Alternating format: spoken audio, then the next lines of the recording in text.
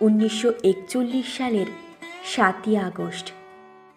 বাংলা ক্যালেন্ডারে দিনটা ছিল 1348 সনের 22শে শ্রাবণ। ফুলে ফুলে সজ্জিত কবিগুরু তখন চির ঘুমে শায়িত। জোড়াসাঁকোয় তিল ধারণের জায়গা নেই, বাইরেও অপেক্ষমান লক্ষ লক্ষ মানুষ। সকলেই কবিগুরুকে শেষবারের জন্য কাঁধে নিতে চান। জোড়াসাঁকোর যে ঘরে কবিগুরু ছিলেন, সেখান থেকে তাকে যখন বের করার জন্য উদ্যোগ হতেই এগিয়ে আসে সারি সারি কাঁধ। কেউ বিশ্ব চরাচরে রহস্যভেদকারী মহান কবির শবদেহকে নিচে নামতে দিতে রাজি নন। জোড়াসাঁকো ঠাকুরবাড়ির বাইরে ফুলে ফুলে সজ্জিত শকর তৈরি ছিল। কবিগুরুর শবদেহকে সেখানে তোলা হলো। ঠাকুরবাড়ির অন্দরমহল, ঠাকুরবাড়ির দালান তখন এক হাহাকারময় অবস্থা। চোখে জল সকলের। ভগ্ন হৃদয়ে রবি কবির শবদেহবাহী শকটের পিছনে সামনে তখন লক্ষ লক্ষ মানুষের ভিড়। বয়স যে বাড়ছিল তা যেন অনুধাবন করতে পারছিলেন রবীন্দ্রনাথ। অসুস্থতার বহর বাড়তেই চলছিল, তবু থামছে না কবির লেখনী। আরও আরও নতুন সৃষ্টির জন্য মেতে উঠেছেন তিনি। এমনই সময় 1937 সালে কিডনির সমস্যাটা গুরুতর আকার ধারণ করে। সালটা 1940। কালিম্পংয়ে তখন পুত্রবধূ প্রতিমা দেবী। শরীর সায় দিচ্ছে না, তবু পাহাড়ের প্রকৃতির টানে আর পুত্রবধূকে দেখার জন্য শান্তিনিকেতন থেকে কালিম্পং গেলেন রবীন্দ্রনাথ ঠাকুর। দিনটা ছিল 19শে সেপ্টেম্বর, কিন্তু বেশি দিন কালিম্পংয়ের আবহাওয়া বোধহয় সহ্য হলো না কবির।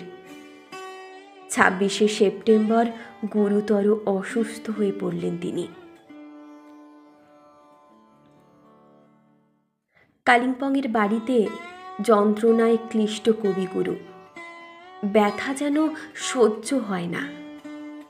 দার্জিলিং থেকে এলেন সিভিল সার্জন। কবিগুরুর শারীরিক পরীক্ষা করে মত দিলেন অবিলম্বে অস্ত্রোপচারের।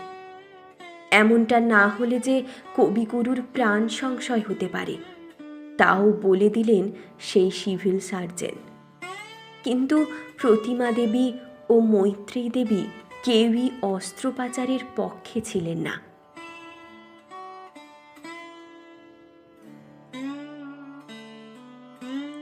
একটু সুস্থ হতেই কলকাতায় ফিরিয়ে আনা হলো কবিগুরুকে। সুস্থ শরীর নিয়ে পাহাড়ে গিয়েছিলেন, ফিরলেন অসুস্থ শরীর নিয়ে।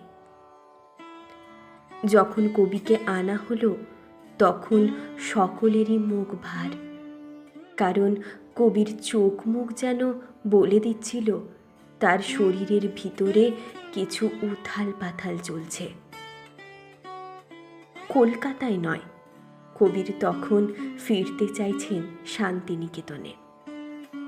সময় যে ফুরিয়ে আসছে তা বোধহয় বুঝতে পারছিলেন তিনি। তাই বেশি অসুস্থ হওয়ার আগেই শান্তিনিকেতনকে একবার দেখে নেওয়া এবং যাবতীয় দায়ভার অর্পণ করাও বোধহয় মনস্থির করেছিলেন তিনি। 1916 সাল থেকে কবির চিকিৎসা করছিলেন প্রখ্যাত চিকিৎসক নীলরতন সরকার। তিনি কোনো দিনই কবির অস্ত্রোপচারের পক্ষে ছিলেন না, কিন্তু 1940 সালে যখন কবি গুরুতর অসুস্থ হলেন তখন গিরিডিতে নীলরতন সরকার। স্ত্রী বিয়োগের পর সেখানেই তিনি পাকাপাকিভাবে বসবাস করছিলেন। রবীন্দ্রনাথের শারীরিক অবস্থা পরীক্ষা করে দেখলেন বিখ্যাত চিকিৎসক বিধানচন্দ্র রায়। তিনিও সায় দিলেন অস্ত্রোপচারের। কবিকে জানানো হয়েছিল অস্ত্রোপচার করিয়ে নিলে আচ্ছন্ন ভাবটা কেটে যাবে এবং তিনি ফের সুস্থ শরীরে লেখার কাজ করতে পারবেন। এত বড় একটা সিদ্ধান্তের কথা কিন্তু জানতেই পারেননি নীলরতন সরকার। কবির আশেপাশে তখন যারা ছিলেন তারা কেউ ডক্টর নীলরতন সরকারকে খবর দেওয়াটা প্রয়োজনীয় মনে করেননি।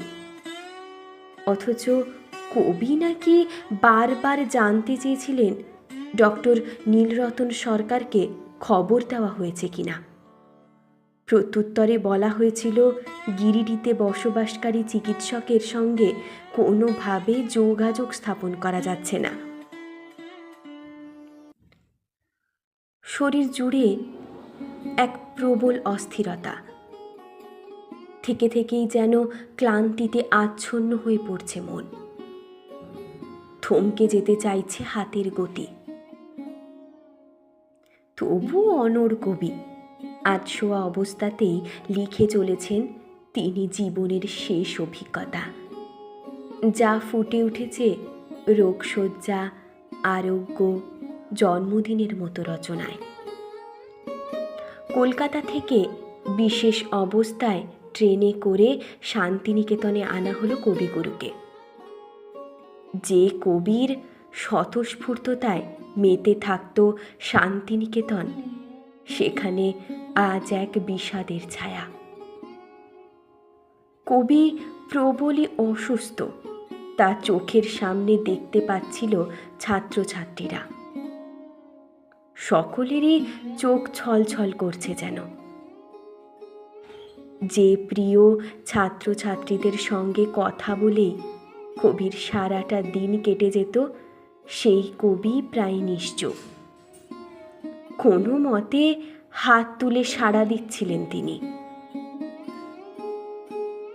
জোড়াসাঁকোর মহর্ষি ভবনে দোতলার পাথরের ঘরের পূর্ব দিকের বারান্দায় তৈরি করা হয়েছিল অস্থায়ী অপারেশন থিয়েটার, কারণ কবির পক্ষে অন্যত্র গিয়ে ওই অস্ত্রোপচার করাটা সম্ভব ছিল না।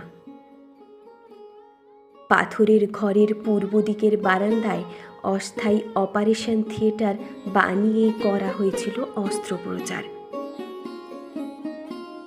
অস্ত্রোপচারের পরও সুস্থ হলেন না কবি।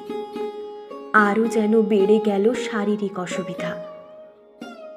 আচ্ছন্ন ভাবটা আরও মাত্রা ছাড়া হয়ে দাঁড়ালো। কবির মুখে প্রায় কথা হারিয়ে যাওয়ার উপক্রম। একটা ঝিমুনি ভাব তাকে যেন গ্রাস করে ফেলতে চাইছে। খাবারে অরুচি, অথচ খাদ্যরসিক কবির এ কি হাল! অবশেষে খবর পৌঁছালো গিরিডিতে। উদ্বিগ্ন চিত্তে তাড়াতাড়ি কলকাতায় এলেন ডক্টর নীলরতন সরকার। ঠাকুরবাড়িতে গিয়ে সোজা চলে গেলেন কবির কক্ষে। মহর্ষি ভবনের দোতলার ঘরে তখন নিঃশব্দতা। কবি প্রায় জ্ঞান হারিয়েছেন।